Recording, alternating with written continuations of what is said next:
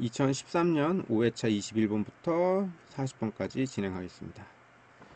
21번 다음 중 기관의 과열의 원인이 아닌 것은 1번 수온 조절기 불량, 2번 냉각 수량 과다, 3번 라디에이터 캡 불량, 4번 냉각 팬 모터 작동 불량, 모터 고장. 여기서는 이제 냉각 수량 과다입니다.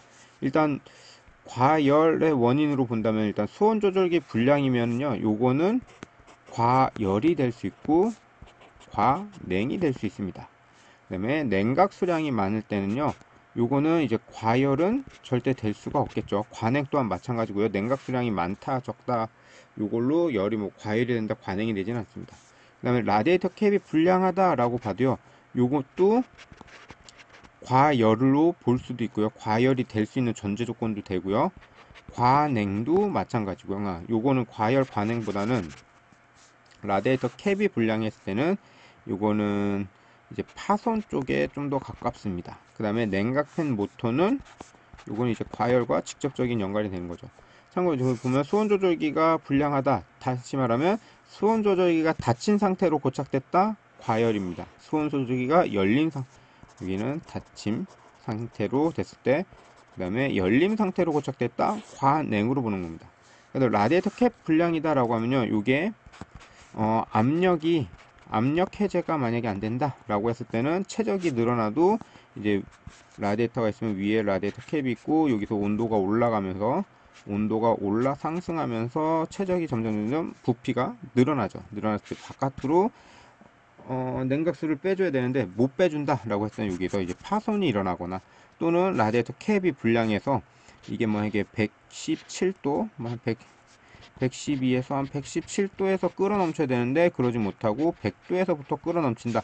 이때는 또 요거는 과열과도 연관이 되긴 합니다. 과열과도 연관이 될 수도 있지만 과열도 되지만 다른 파손도 되는 겁니다. 그 다음에 냉각 팬의 모터는 이건 과열과 직접적인 거죠. 그래서 과열의 원인이 아닌 것, 여기서 답이 2번. 2번 같은 경우는 절대적으로 과열과는 관련이 없다라는 뜻입니다. 다음 22번 변속기의 변속 비를 구하는 식은 1번 엔진의 회전수를 추진축 회전수로 나눈다, 2번 부축의 회전수를 엔진의 회전수로 나눈다, 3번 입력축의 회전수를 변속단 카운터축 회전수로 곱한다, 4번 카운터 기어 이수를 변속단 카운터 이수로 곱한다. 변속비죠. 그래서 변속비는 원래 변속비는 기어로 하면요, 주축분의 주축기어분의 부축입니다.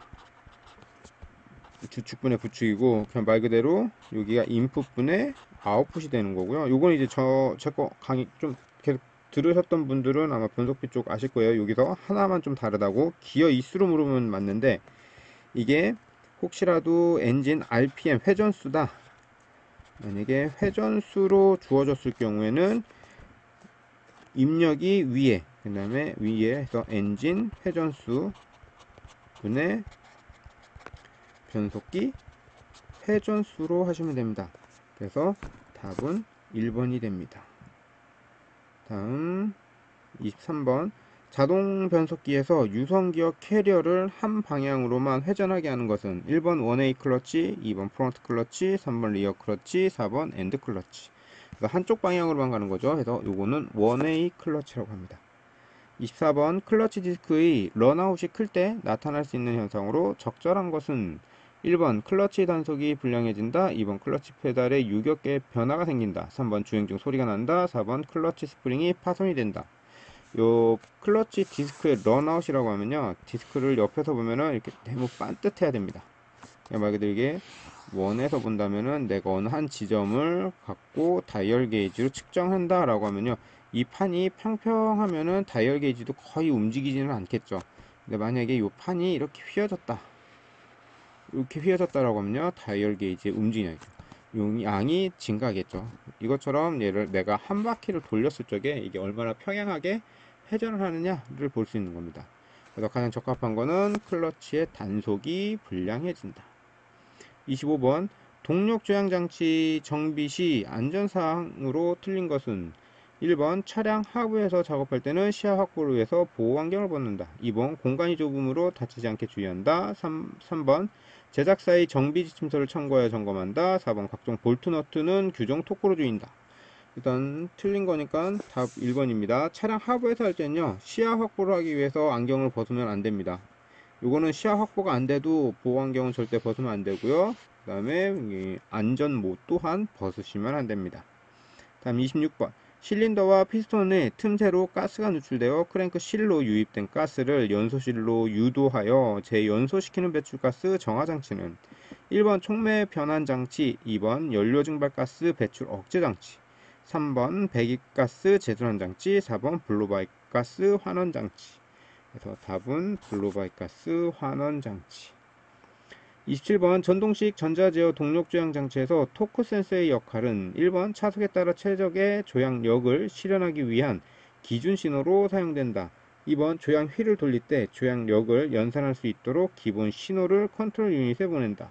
3번 모터 작동 시 발생되는 부하를 보상하기 위한 보상 신호로 사용된다. 4번 모터 위치를 검출하기 위하여 모터 출력의 위상을 결정하기 위해 사용된다. 일단 토크 센서죠. 토크 센서라고 하는 건요, 내가 스티어링 휠을 돌릴 때 이제 얼마만큼의 큰 힘으로 돌아가느냐라는 거를 내가 이게 검출하는 역할을 합니다. 그래서 답은 2번 조향 휠을 돌릴 때 조향력을 연산. 내가 얼마만큼의 큰 힘으로 돌리느냐, 작은 힘으로 돌리느냐, 또는 운전자가 스티어링을 잡고 있느냐 아니느냐를 보기 위한 겁니다.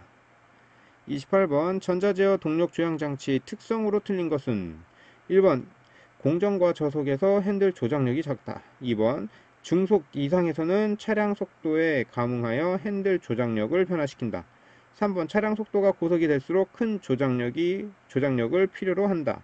4번 동력 조향 장치이므로 조향 기어는 필요 없다. 특성을 틀린 거 동력 조향 장치이므로 조향 기어는 동력 조향 장치뿐만 아니라 모든 동력 조향 장치는요, 아직까지는 조향 기어가 무조건 필요합니다. 답은 4번.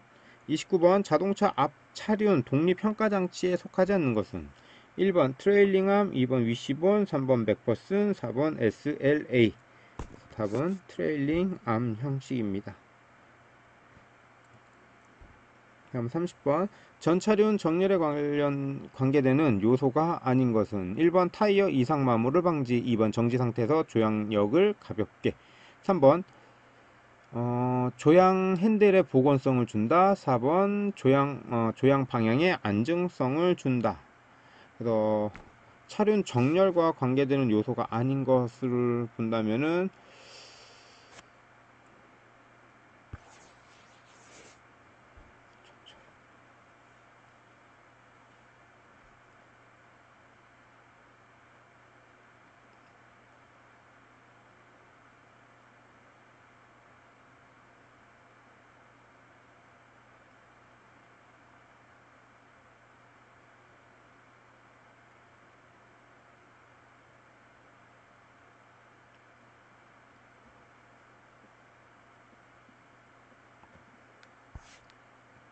그래서 답은 우선 2번 정도로 볼 수 있고요.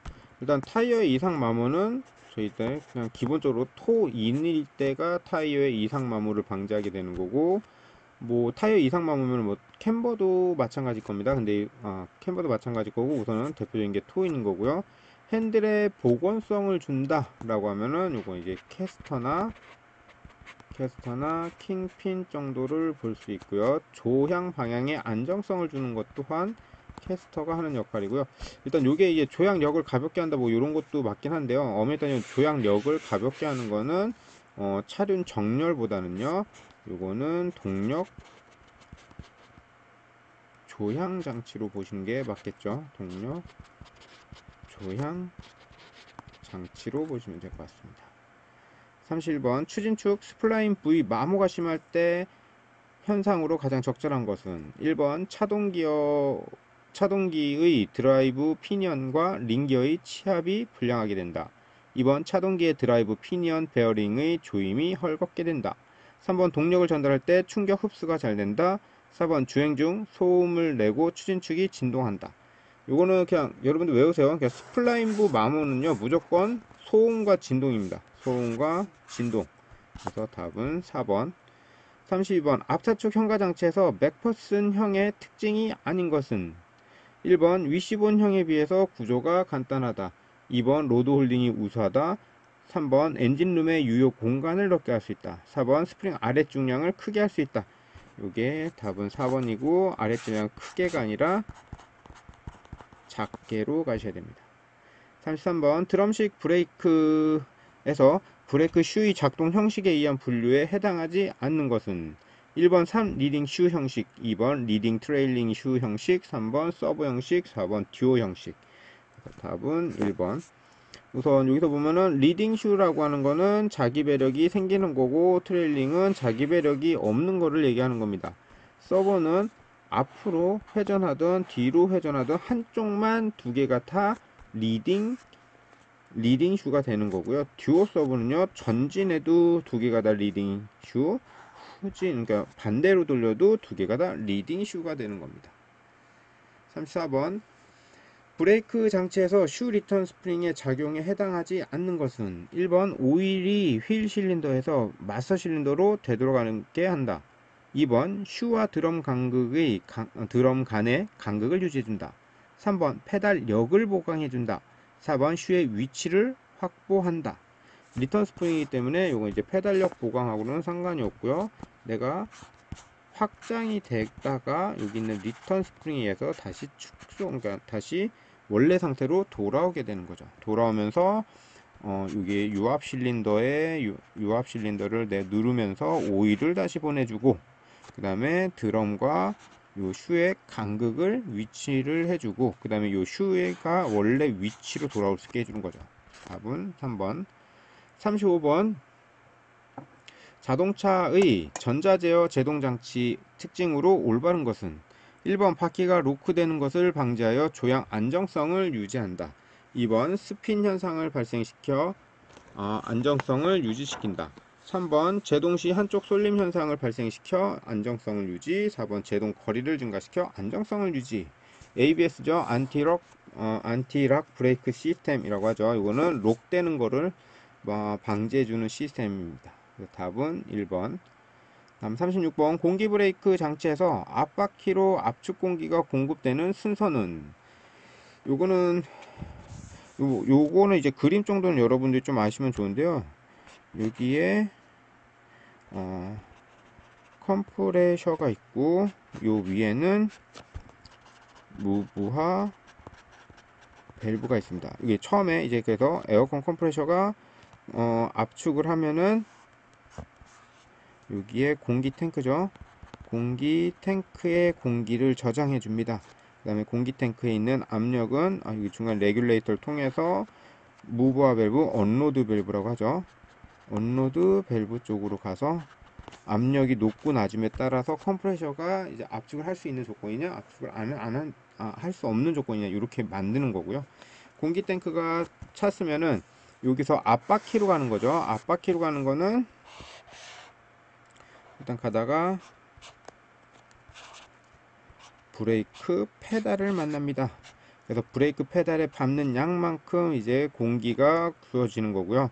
이게 프론트 쪽으로는 가다가 살짝 나눠집니다. 이때 나눠질 쪽에 사용되는 게 퀵 릴리스 밸브가 사용되고요. 그리고 나서 퀵 릴리스를 지나고 나서 바로 챔버로 들어갑니다. 그 다음에는 여기는 지금 프론트 쪽이고요. 리어 쪽은 브레이크 페달 통해서 어디로 가느냐,